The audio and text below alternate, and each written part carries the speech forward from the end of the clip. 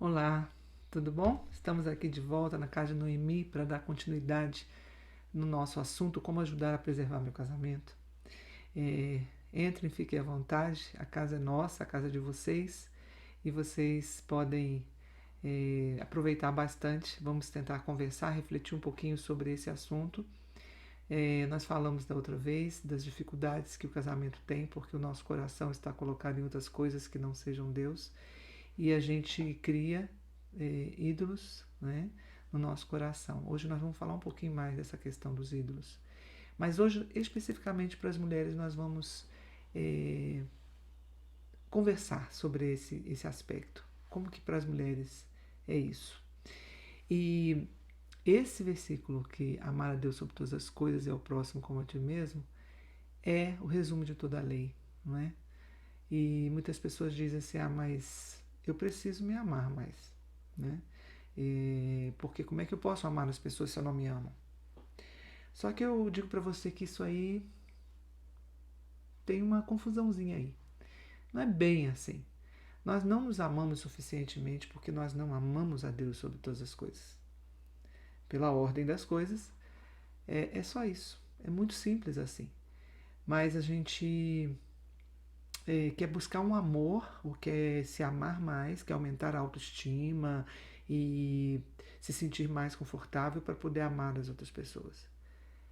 Na verdade, a ordem não é essa mesmo. A ordem começa, como nós falamos, e a Bíblia fala: amar a Deus sobre todas as coisas, com toda a força, com todo o seu entendimento, com todo o seu coração, e amar ao próximo como a ti mesmo. São só 2 mandamentos que resumem toda a lei.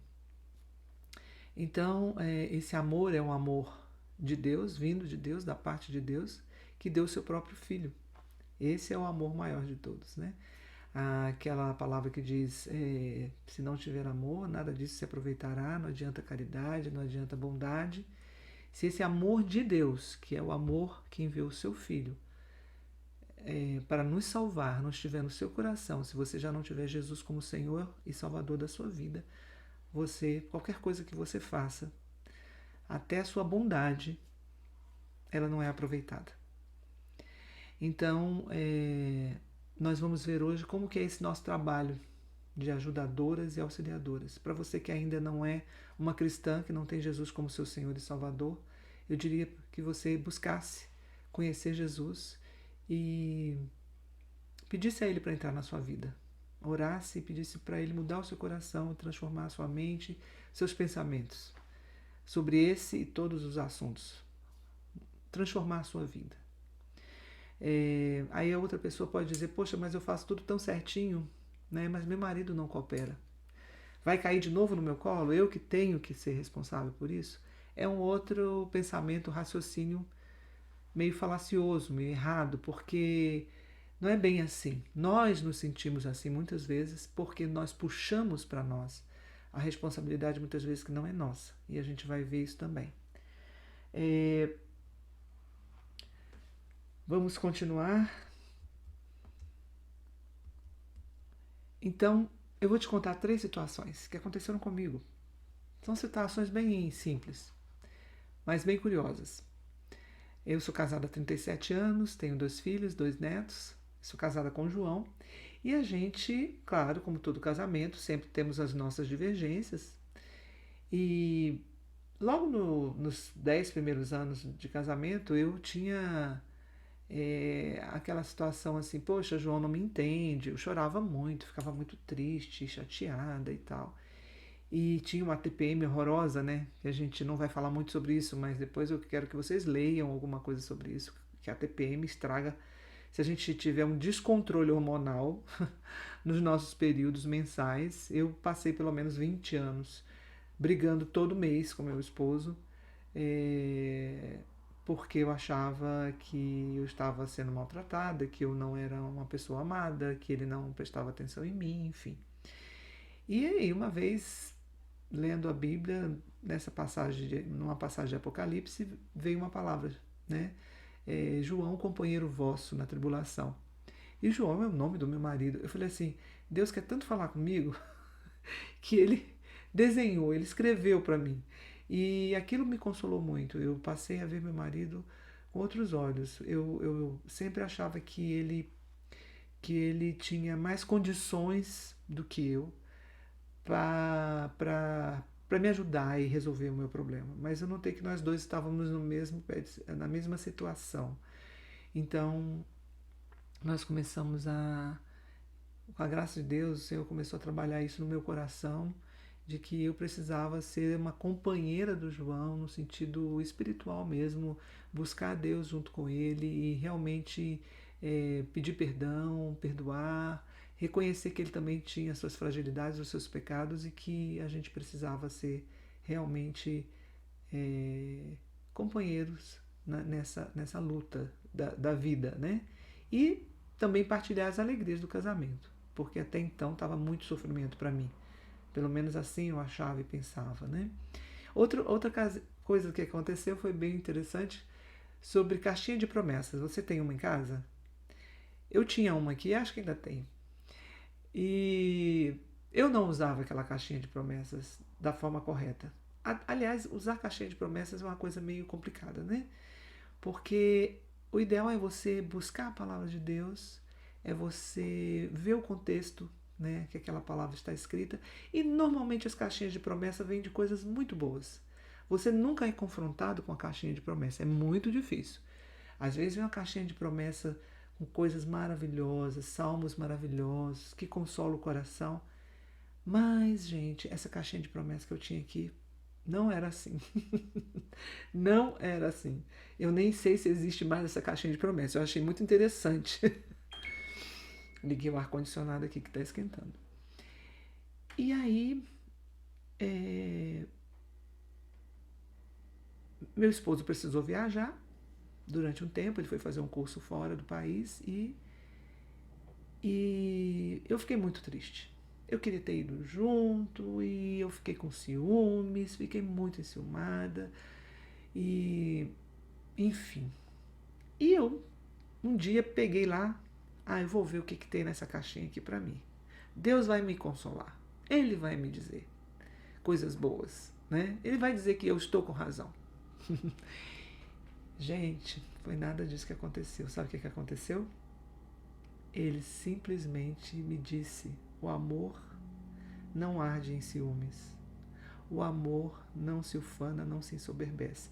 Na verdade, só tinha o primeiro versículo. Só que depois eu fui lá, na Bíblia, para ver o resto, né? Em que contexto aquilo estava escrito. E realmente Deus não estava me consolando nesse sentido. Ele estava me confrontando. Se eu já era uma pessoa na caminhada com Ele, por que eu estava ardendo em ciúmes pelo meu marido e chateada e triste? E aí o Senhor acalmou meu coração. E eu tive que engolir seco e entender que realmente aquilo não era uma postura que eu deveria ter. Enfim, todas essas situações são situações que acontecem nas nossas vidas, né? Mas a gente precisa aprender com cada uma delas o que o Senhor quer nos ensinar. Aí a pergunta que veio dessa época para cá eu adoro ao Senhor ou idolatro meu marido, meus filhos, as minhas coisas, os meus pensamentos, as minhas ideias?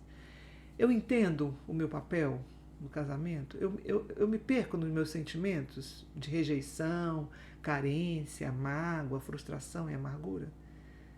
É isso que está acontecendo comigo? Porque era isso que eu sentia. Tinha alguma coisa acontecendo desse tipo. Eu estou me perdendo. Eu não sabia, eu já estava com quase 10 anos de casado. Meus filhos já estavam grandes. 10 anos, 8 anos, 8, 9 anos. E eu perdida no meu casamento. Então, as coisas, como vamos dizer assim, houve um tempo de trevas durante o meu casamento, né? Eu perdi os princípios cristãos que eu tinha aprendido desde a infância. Eu perdi que Deus foi quem me criou, a imagem dele e semelhança, criou a mim e o meu esposo, criou homem e mulher, né? Eu perdi também que eu era uma só carne com meu esposo e que o amor de Deus, né, eu deveria amar a Deus sobre todas as coisas. Também não sabia mais quais eram as motivações do meu coração. Se eu tinha motivações porque meu marido no início pareceu uma pessoa tão fantástica e eu comecei a admirá-lo e depois eu não estava admirando mais, eu comecei a pedir ao Senhor, Senhor, sonda o meu coração, porque eu já não sei mais nem fazer isso. Na verdade, eu nunca soube, né, fazer isso. E aí as coisas começaram a melhorar. Então, eu pergunto para você, qual é a sua situação? Você é uma crente que está pensando em casar com um descrente e não vê nada de mal no julgo desigual? Você já era crente, se casou em desobediência, em julgo desigual com um descrente? Você era uma descrente quando se casou e agora se converteu e seu marido não se converteu ainda? Você é divorciada ou viúva e pretende se casar de novo? Você está arrependida de ter desobedecido a Deus, quer se reconciliar com Ele em Cristo e manter seu casamento e sua família? São perguntas que você precisa, respostas que você precisa dar, né? O que você espera do casamento? Ou o que você esperava, né? Essa pergunta nós fizemos no outro vídeo. Quando chegar a sua vez de se casar, o que você espera encontrar? O que você esperava ter encontrado? Prazer, conforto, privacidade, liberdade, falta de estresse, transcendência, aprovação, afirmação, ser conhecida, amada, relacionamentos. Você queria ter controle? Agora eu vou ter uma vida controlada, eu vou ter autodisciplina, eu vou ter padrões na minha vida, meu casamento vai ser assim, assado, eu vou saber tudo direitinho, eu vou criar meus filhos dessa forma. Você queria ter certezas? Você queria ter poder, sucesso, ou você ainda quer ter poder, sucesso com o casamento, casar com uma pessoa rica, uma pessoa que te sustente? Você quer influência, quer influenciar? Ou ser influenciada, né? Porque no final das contas é o que acaba acontecendo. Uma pessoa que se sujeita a isso, ela está sendo influenciada, levada. Ou você quer segurança? Você queria segurança quando você casou? Segurança seria o quê? A proteção, a estabilidade, precisar ser necessária, honra, reputação familiar, respeito, reconhecimento. Vou te dizer uma coisa, todas essas coisas são legítimas. Deus nos criou com essas características. De nós não passarmos por apertos a ponto de perder o nosso conforto, o nosso prazer. Ele nos criou para a gente ter realmente controles e certezas sobre as coisas. Não é a gente poder ter relativo poder sobre as coisas que Ele nos dá para a gente administrar, para a gente dominar. Enfim, todas essas coisas são legítimas. Mas só tem um problema. O coração humano, depois do pecado, depois da queda, é uma fábrica de ídolos. Então, Calvino, que cunhou essa frase, né, que o coração humano é uma fábrica de ídolos. Cada um de nós, desde o ventre materno, ele é expert em criar ídolos, né? De fato, diariamente a gente enfrenta tentações para criar novos ídolos, né, nos quais a gente deposita a nossa esperança. E esses desejos são legítimos, passam a ser exigências, sem as quais a gente pensa que não vai aguentar, se a gente não tiver essas coisas que a gente tanto quer e deseja. Então a gente tem aqui dois exemplos. Um exemplo da mulher de Ló, que ela desobedeceu a Deus e olhou para trás. Deus falou, não olhem para trás, né? Mas ela desobedeceu. E Jonas, que quis morrer por 3 vezes porque Deus não fez conforme ele achou que Deus deveria fazer. Condenar os inimigos do povo de Israel, os ninivitas. Deus salvou a eles e Jonas ficou muito chateado. Então é assim que acontece com o nosso coração. A gente fica rebelde, rebelado, triste. Então a gente desobedece a Deus e até diz que é melhor sacrificar. Como disse Saul, quando ele preservou o rei Agag, um agagita, né, um amalequita, e as ovelhas e gados que o Senhor falou para não preservar, para matar, para destruir. E ele disse lá, não, mas eu fiz porque o povo quis sacrificar ao teu Deus, falou para Samuel, né? Mas Deus condenou essa atitude de Saul. Como rei, ele não podia ter feito aquilo. Ele era realmente para destruir os amalequitas. E essa esperança e confiança que a gente passa a ter em coisas que não são o nosso Deus é a essência da idolatria, né? Então, o Ken Sande, ele escreve que, em termos bíblicos, um ídolo é alguma coisa que não Deus, na qual empregamos o nosso coração, que nos motiva, que nos controla ou governa, né? Ou a qual a gente serve. E Richard Case, ele salienta, né? Idolatria é extremamente sutil e penetrante. Toda sorte de coisas são ídolos em potencial, dependendo somente das coisas, das nossas atitudes e ações concernentes a elas, né? Idolatria pode não envolver negações explícitas da existência de Deus ou de seu caráter, mas ela pode vir também na forma de um afeto excessivo a algo que é em si mesmo perfeitamente lícito. Um ídolo pode ser um objeto físico, uma propriedade, uma pessoa, uma atividade, uma posição, né? Uma instituição, uma esperança, uma imagem, uma ideia, um prazer, um herói, qualquer coisa que possa substituir Deus. Aqui está João Calvino de novo falando: o mal em nosso desejo caracteristicamente não repousa no que queremos, mas em o que queremos muito. Eu vou repetir.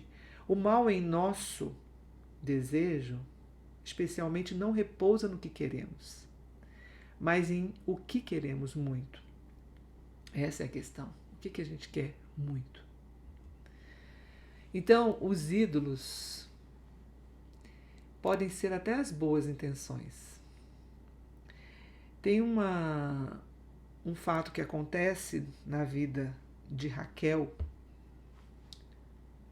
esposa de Jacó. A Raquel, quando Jacó leva a família dele e a Raquel e volta para a terra dele, a Raquel rouba os ídolos do lar. A intenção dela, se a gente for ver a história, por que ela fez isso?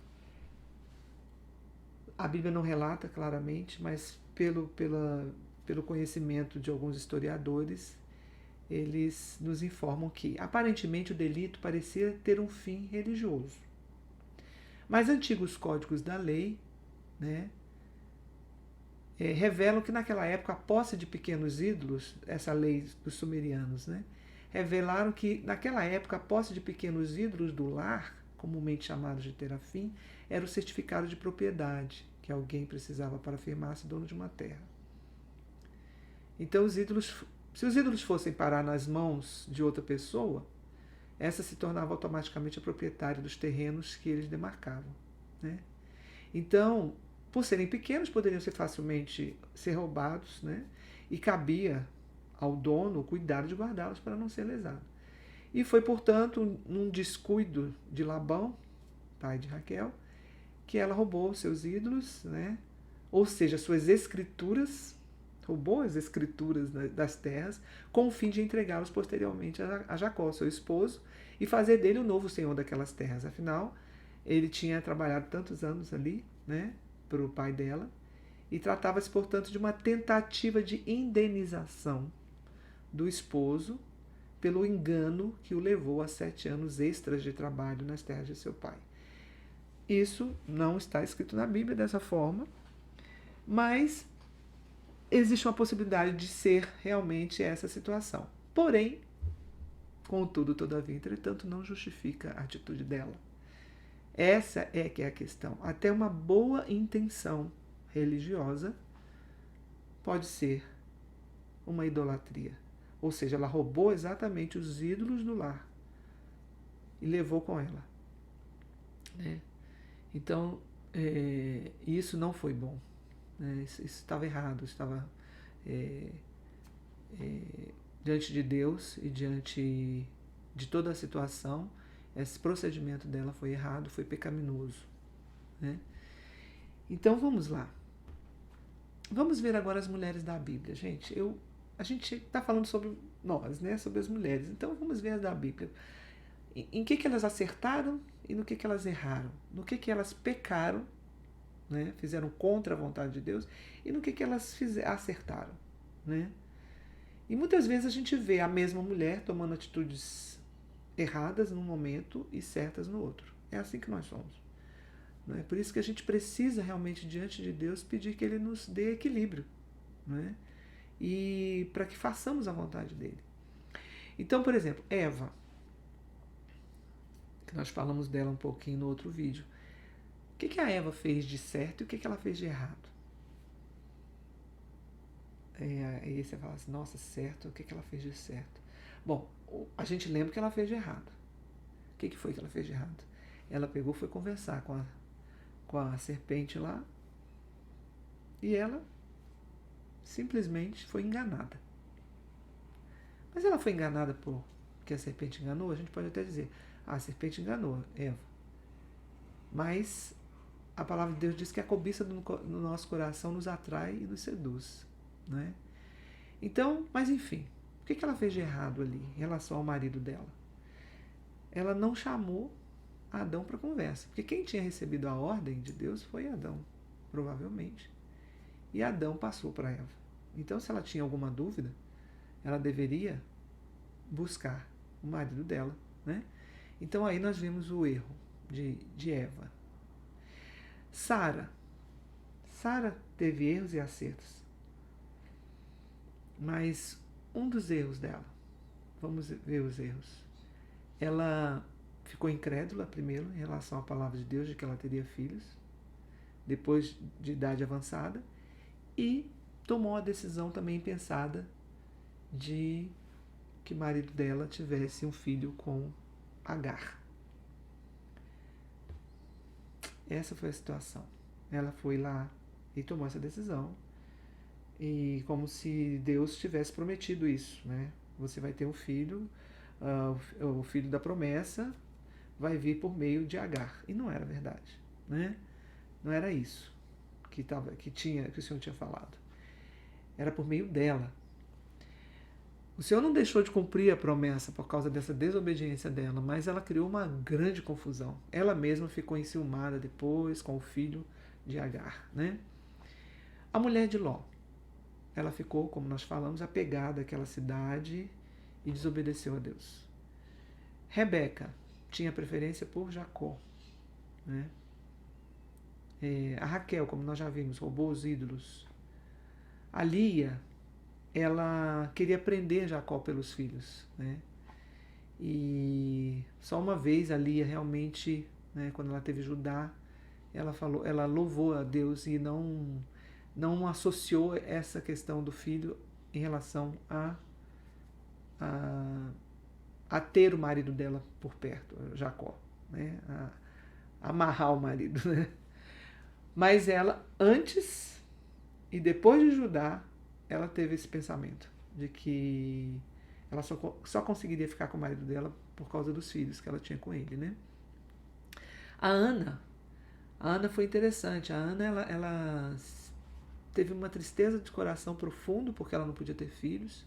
Ela era muito perseguida pela outra esposa do marido dela, que tinha filhos, a Penina, e ela ficava muito triste com isso. E ela foi diante do Senhor, chorou, e o Senhor respondeu. Aí o que ela fez? Ela devolveu o filho que Deus deu para ela devolveu para o Senhor. E ele foi o Samuel, né? Então ela teve uma atitude correta. Essa atitude foi correta. Ela lamentou diante do Senhor e pediu que ele fizesse algo. E ele fez. E ela devolveu seu filho ao Senhor. A mulher de Provérbios, essa mulher sábia que edifica a casa, hein? Bom, nós vamos ler sobre ela. As mulheres de Tito também nós vamos ler essas passagens. E as mulheres que fazem a vontade de Deus, né? E a mulher também de 1 Pedro. Nós vamos ver essas passagens aqui para a gente conhecer um pouquinho mais como que eram essas mulheres. A mulher de de 1 Pedro é aquela mulher que ela precisa ser, como nós devemos ser, igualmente submissas a nosso próprio marido. Para que, se ele ainda não obedece à palavra, seja ganho sem palavra alguma por meio do procedimento da sua esposa, né? Essa mulher também, ela tem um procedimento honesto, um comportamento cheio de temor, né? Ela não se enfeita externamente, ela pode até se enfeitar, mas isso não é o que ela valoriza mais. O que ela valoriza é o ser interior de um coração unido ao incorruptível trajo de um espírito manso e tranquilo. Olha que fantástico, né? É uma veste interna, é uma veste que se revestiu ou que se vestiu de Cristo, né? Desse espírito manso e tranquilo. Gente, como que isso é precioso? É muito precioso você ter um espírito manso e tranquilo, que é de grande valor diante de Deus.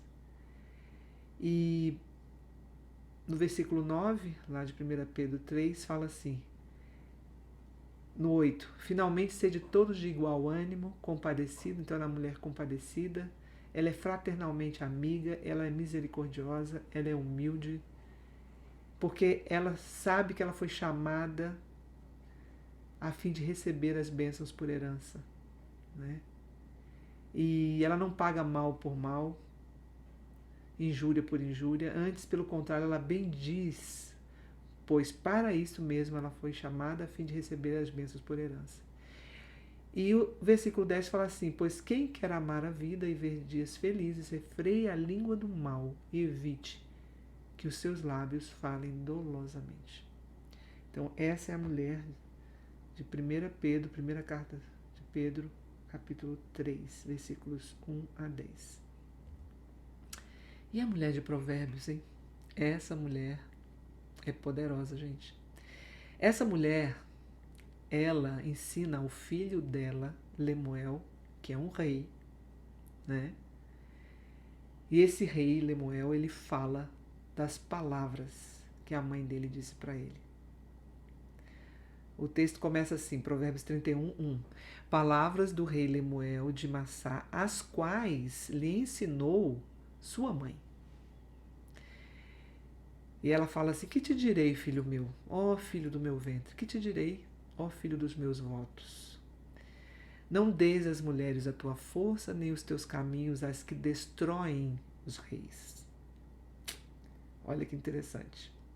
Não é próprio dos reis, ó Lemuel, não é próprio dos reis beber vinho, nem dos príncipes desejar bebida forte. Para quê? Por que ela falou isso? Para que não bebam e se esqueçam da lei e pervertam o direito de todos os aflitos. Ou seja, beber vinho não é o problema. O problema é você se embebedar.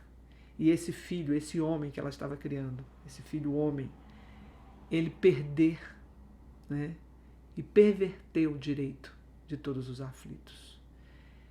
E ela fala ali no versículo 8 de Provérbios 31, abre a boca a favor do mudo, pelo direito de todos os que se acham desamparados. Abre a boca, julga retamente e faz justiça aos pobres e aos necessitados. Não é? Depois no versículo 11 fala assim, o coração, aí vai começar a falar da mulher que a mãe de Lemuel queria ter por nora. Olha essa mulher, gente. Eu vou ler só alguns versículos. Essa mulher virtuosa, né, cujo valor excede de muitas joias, ao de muitas joias, o coração do marido dela confia nela, né? E não há falta de ganho com essa mulher. Ela lhe faz o bem, ela faz o bem ao marido, e não mal, todos os dias de sua vida. Aí pulando lá um trecho enorme que depois vocês devem ir lá para ler. Quem não conhece Provérbios 31 deve ler Provérbios 31. Versículo 23. Seu marido é estimado entre os juízes quando se assenta com os anciãos da terra. Olha que maravilha, gente. Essa mulher, né, Diz que atrás de todo grande homem tem uma grande mulher, né? Então, aí, é isso. Tá aí, tá a explicação, né? Por que também? Ela fala com sabedoria, a instrução da bondade está na sua língua, essa mulher fala com sabedoria. Ela instrui com sabedoria e com bondade. Ela atende ao bom andamento da sua casa, não come o pão da preguiça, né? E ela sabe que enganosa é a graça. Nesse sentido da beleza, né, da aparência, vã a formosura, mas a mulher que teme ao Senhor, essa será louvada. Ela sabe disso. E ela sabe que quem vai louvá-la, quem vai admirá-la, quem vai aceitá-la é o Senhor. Porque as obras que ela faz no Senhor, não as caridades para ela aparecer, mas as coisas que ela faz, ela sabe que vem do Senhor. As habilidades, os talentos, a sensibilidade, a percepção dos detalhes vem do Senhor, não é? Então, mais uma mulher aí, gente. Essa mulher de Provérbios 31 é poderosa, hein? Agora, tem uma mulher, essa mulher, infelizmente, quase todas nós, de uma certa forma, a gente se encaixa. Até minha amiga que disse um dia pra mim, que eu falei pra ela, nossa, fulana, você é tão calminha. Ela falou assim, não, meu marido disse que eu sou um siri na lata. Gente, siri na lata, eu nunca vi, mas eu imagino que ele fica lá. Ela me explicou, né? Fica arranhando a lata. Então, a mulher rixosa, gente, será o que ela ensina aos filhos e ao marido com esse comportamento dela? Gente, melhor é viver, olha o que fala o versículo, melhor é viver num canto sobre o telhado do que sobre o telhado, num canto lá em cima, sobre debaixo do telhado, né, na verdade, do que com a mulher rixosa numa casa ampla. Né? Provérbios 21:9. Outro, melhor é morar numa terra deserta do que com a mulher rixosa e iracunda. Provérbios 21:19. A esposa briguenta é como gotejar constante num dia chuvoso. Provérbios 27:15. O filho tolo é a ruína de seu pai, e a esposa rixosa é como uma goteira constante. Provérbios 19:13. Gente, é isso. O que é rixosa? Rixosa significa que ela tenta causar as rixas, as brigas, briguenta, brigona, que se envolve em disputa, gosta de apostar por rivalidade. E a palavra rixa tem a ver com um estado de hostilidade, uma pessoa que é sempre hostil. Ela está sempre em desacordo, em discórdia, ela disputa, ela revolta, ela cria tumulto, ela é petulante. Né? Essa mulher é a que com frequência atormenta o marido, atormenta a casa dela, reclama demais, dá bronca no esposo, como se ele fosse um idiota, uma criança. Ela age sem respeito para com ele e depois quer romance. Ela quer ter, como é que ela vai ter romance se ela não preparou ela mesma esse ambiente, esse dia, esse momento? São autoritárias. Nós muitas vezes somos autoritárias, casadas ou solteiras, não é só a casada, solteiras também. Somos resistentes em admitir que cometemos erros, né? A gente implica com os vizinhos, ou qualquer pessoa, por qualquer besteira, né? Olha, irmãs e queridas ouvintes e amigas, é difícil ler isso aqui, porque a gente está nesse lugar também, muitas vezes, muitas vezes. E aí esse comentarista que está falando sobre esses textos, ele fala assim, maridos de mulheres rixosas podem retardar o retorno para casa após o trabalho, ou escolhe o trabalho noturno para evitar contato com a sua mulher briguenta. Gente, o que é isso? Que tristeza é essa? Porque essa mulher, ele vai chegar em casa, ela não vai falar, meu amor, preparei uma jantinha para você, vamos ver um filminho, vamos ficar juntas. Não, ela não vai fazer isso. Ela vai primeiro brigar, ver o ruim, o mal feito, para depois, se é que vai ter um depois, ver alguma coisa positiva. Né? Então, ela começa a falar palavras impulsivamente sobre os outros, sempre se apresenta uma desculpa para fazer isso, mas eu fiz isso, por isso, né? E parece que tem prazer doentio em causar brigas, né? Aí o escritor aqui pergunta, será que ela é uma forma dela se sentir poderosa, né? Porque a dificuldade E por que ela tem essa dificuldade de admitir que está errada? Será que esse tipo de mulher ela crê que pedir perdão é se tornar inferior? Será que ela crê que consegue as coisas no grito, né? Com ataques histéricos? Será que ela utiliza a TPM como desculpa? E aí, como eu falei, a gente deve ler sobre isso, a gente tem que se conhecer na TPM. Como que nós somos. Nós somos, às vezes, terríveis. E a gente não explica isso para os nossos filhos, nem para o nosso marido, e a gente acaba criando situações terríveis, né, nesses períodos. Né? Será que a mulher briguenta, aí a questão da criação de filhos, será que a mulher briguenta foi criada por uma mãe também rixosa? Será que ela copiou esse modelo do comportamento da mãe? E aí ela está repetindo agora na família dela? Será que ela não entendeu ainda que a mansidão e o domínio próprio são fruto do Espírito, que é requerido por Deus para suas filhas? Né? Que o Senhor requer de nós, mulheres, para os seus filhos. Ela não entendeu ainda que a sua rixa afasta as pessoas dela, né? E destrói o seu casamento e gera raiva nos filhos e envergonha o seu marido e ao Senhor, né? Então, com o que nós ficamos? Com a mulher sábia que edifica a casa, de Provérbios 14:1, que fala: a mulher sábia edifica a sua casa, mas a insensata, né, com as próprias mãos a derruba.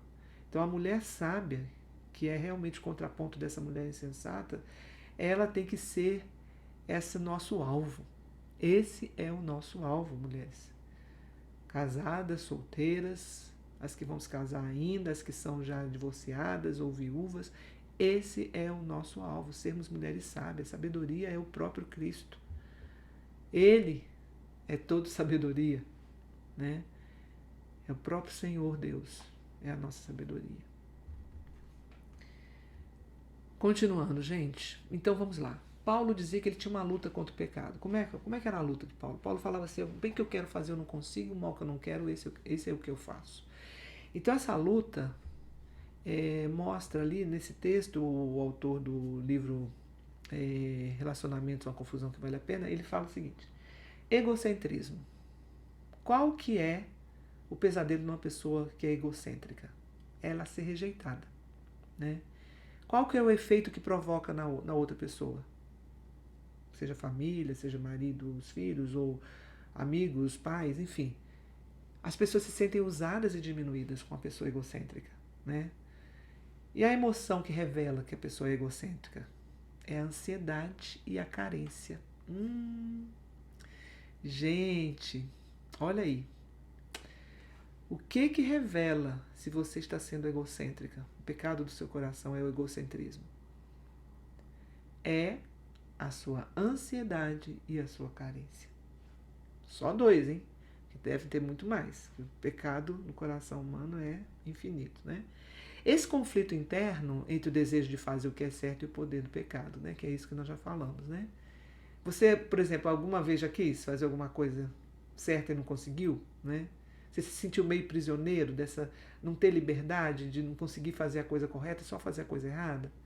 Então, esse egocentrismo, que é esse primeiro pecado que se manifesta nessa luta espiritual, é quando a gente rejeita Deus e cria um vácuo que não pode permanecer vazio. Então o pecado vai levar a gente a preencher esse vácuo instintivamente com a gente mesmo, né? Aí tem uma frase, né, que lá no livro ele escreve, no casal, a pessoa diz para a outra assim: eu achei que eu era importante para você. Às vezes a gente tem essa frase, né?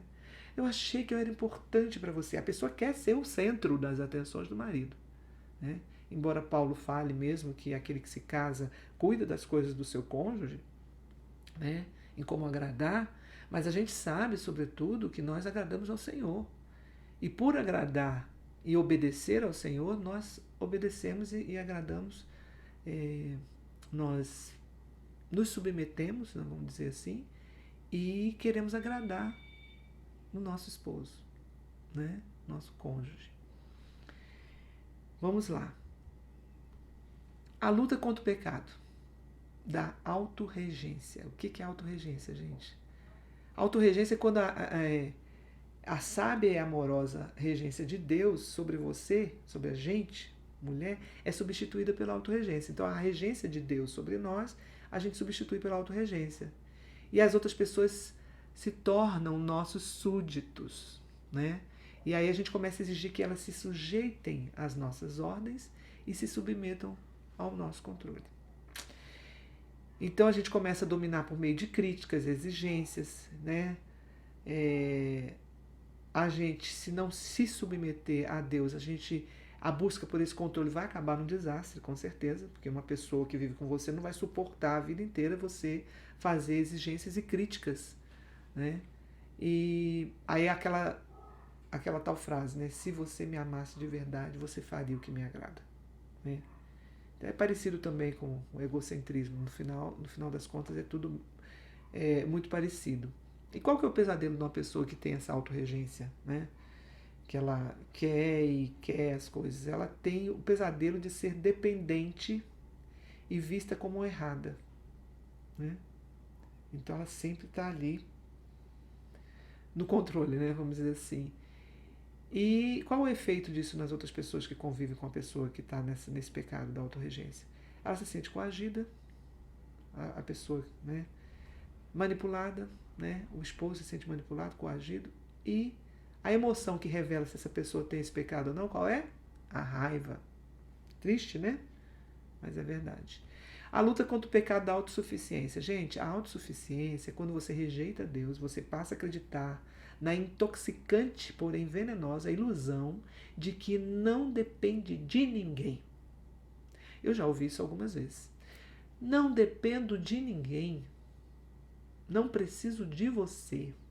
Nossa, que palavra triste, não é? Mais ou menos o que Caim falou, né? Quando Deus perguntou: cadê seu irmão? Sou acaso tutor do meu irmão? Não tem responsabilidade sobre ele. Não preciso dele, né? Em outras palavras.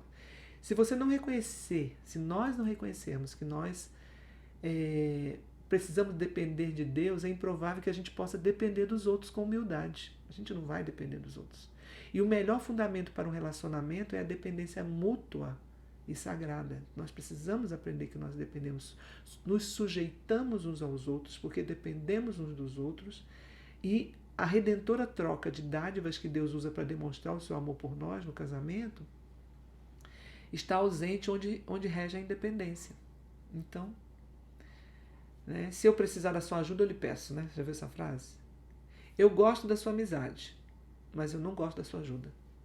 É terrível isso, né? Terrível. E esse pesadelo de uma pessoa que luta contra esse pecado, qual é?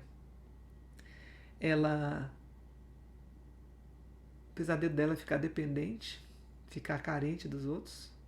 E qual é o efeito sobre as pessoas, né, que lidam com a pessoa que é autossuficiente? Se sentir ignorado, não apreciado, né? E a emoção que revela se a pessoa tem essa autossuficiência? É frieza, distância, né? E aí eu fiz uma observação aqui, que quem tem o ídolo da segurança, do conforto, que quer muito isso, né, que se transformou numa exigência muito forte, ele passa exatamente a temer, né, e a criar uma defesa da autossuficiência, né, e ao mesmo tempo ficar na codependência do outro, né? Então é um pecado também, né? Você não confia em Deus, que Deus é a sua segurança, você coloca sua confiança no seu esposo não te dá essa segurança, e aí você começa a ficar dependente e se sentir vítima, né? Se sentir vítima dessa pessoa. Eu sou uma vítima desse sistema de casamento, né? Desse homem, dessa pessoa, né? É bem complicado. E ainda a autojustificação. O que é a autojustificação? Se a santidade de Deus não for o seu padrão pessoal para tudo aquilo que é bom, como a gente falou, né, que Deus é que nos dá todas as coisas, e a santidade dele deve ser o nosso padrão, né, do verdadeiro e do certo, então você passa a ser o seu próprio padrão. Autojustiça, né?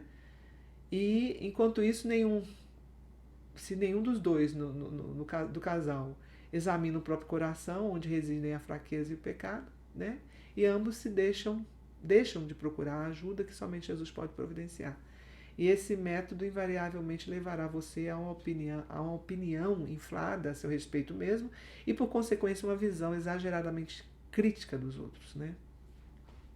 Qual que é o efeito disso no outro, né?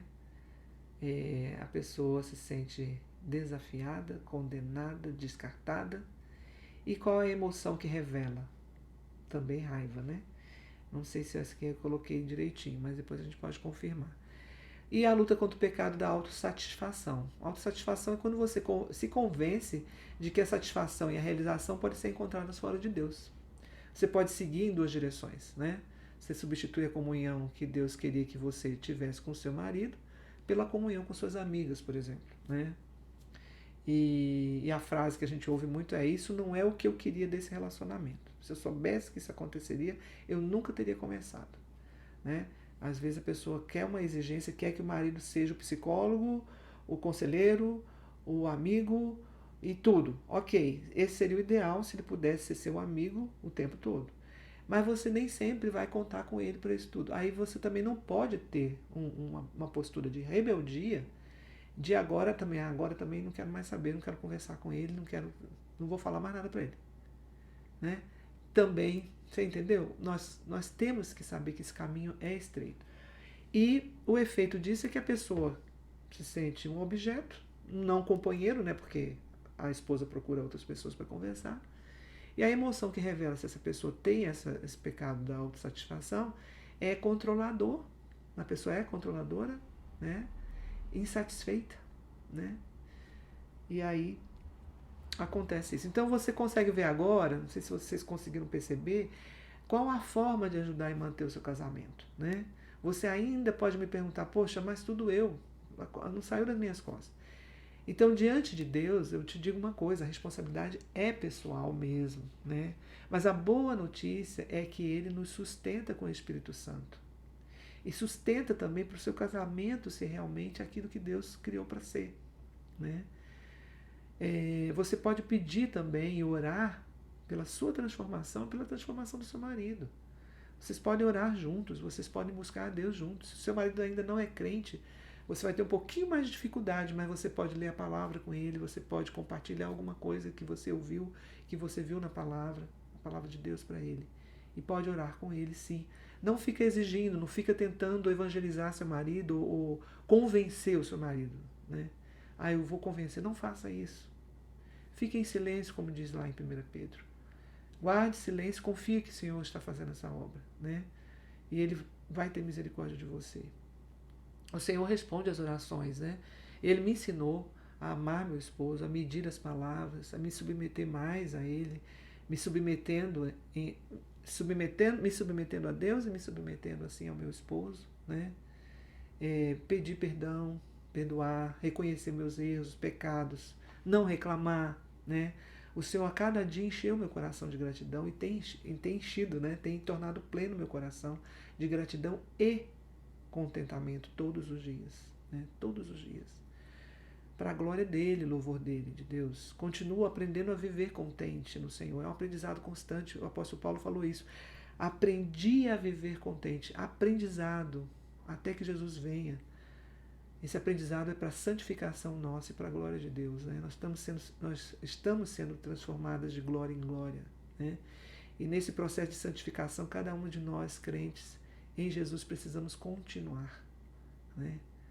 Você que entrou aqui para ouvir esse vídeo e não conhece muito esse linguajar, mas eu te digo: busque a presença de Deus, busque conhecer a Deus e pedir que Ele salve a sua alma e que Ele te dê esse entendimento de todas essas palavras. E você ainda pode ainda dizer, né? Poxa, Ranúzia, eu sou até uma pessoa boa, eu trato meu marido bem. Eu sempre fui muito educada com a família do meu marido, respeito todo mundo, né? Trato a minha família bem, eu ensino meus filhos, eu tenho paciência, né? E aí eu falo para você, você de fato é uma boa esposa e mãe, se você faz isso tudo realmente. Mas pode ser que falte alguma coisa aí. Sabe o que é? É você não dar glória a Deus e reconhecer que foi Ele que te deu essa sabedoria, essa habilidade de tratar bem a sua família, essa honestidade de caráter, Talvez falte isso ainda. E você reconhecer que Ele é que supre você, sua família, seu esposo, sua vida. Talvez você seja autossuficiente, né? E você não sabia, ou não saiba ainda, até agora, né? As Escrituras dizem, né, em Efésios, de 1 a 10, que a nossa salvação não vem de obras, né? Ela vem pela graça de Deus que enviou seu Filho para nos salvar. Então é muito importante a gente lembrar disso, porque pode ser que com essa coisa de dizer, olha, eu faço tudo direitinho, eu sou uma pessoa correta, eu sou uma pessoa boa, sou uma mãe boa, né? Você pensa assim, poxa, né? Tô fazendo tudo certinho, não preciso desse vídeo aí, para que eu vou ouvir isso aí? Esse negócio de ídolo, idolatria, eu nem sou católica, né? Tem muita gente que fala assim, eu não sou católica, eu não idolatro. Nós não estamos falando de idolatria de imagens, isso aí também é um problema. Mas nós estamos falando da idolatria que está no seu coração, que é sutil, que está no seu, no meu, no nosso coração, do homem pecador, né? Então tá aqui, vou ler só esse trecho que fala assim. Mas Deus, rico em misericórdia, por causa do grande amor com que nos amou, estando nós mortos em nossos delitos, nos deu vida juntamente com Cristo, né? Pela graça sois salvos. Juntamente com Ele, nos ressuscitou, nos fez assentar nos lugares celestiais em Cristo Jesus, para mostrar nos séculos vindouros a suprema riqueza da sua graça, em bondade para conosco, em Cristo Jesus. Porque pela graça sois salvos, mediante a fé. Isso não vem de vós, é dom de Deus, não de obras, para que ninguém se glorie. Pois somos feitura dele, criados em Cristo Jesus, agora sim, para as boas obras, as quais Deus de antemão preparou para que andássemos nela. Então, nós não podemos nos vangloriar de sermos boas mães, boas esposas. Nós temos que reconhecer que se temos algo de bom, foi o Senhor que nos deu em Cristo. Então, gente, a casa de Noemi está de portas abertas para a gente conversar sobre esses assuntos, dúvidas que tenham ficado, reflexões que não foram feitas, para a gente expandir mais esse nosso diálogo na casa de Noemi, né? A partir da palavra de Deus sobre todos esses assuntos e muito mais que ainda virão, né? Sejam bem-vindas sempre, sempre sejam bem-vindas à nossa casa, a casa que o Senhor nos deu essa oportunidade de criar, né? Que o Senhor nos abençoe, abençoe vocês e ajude vocês, mulheres, a se tornarem mulheres sábias, que edificam as suas casas, amam ao Senhor de todo o coração, amam seu marido, amam seus filhos, educam seus filhos na presença do Senhor, né? E vocês, meninas solteiras que ainda não se casaram, ou que estão se preparando para casar, ou que não vão querer casar, que vocês também aprendam a ser mulheres sábias, que amam ao Senhor de todo o coração. E até aqui, então, ficamos. Lembre-se do primeiro versículo que a gente falou, amar a Deus sobre todas as coisas e ao próximo como a si mesmo. Deus abençoe.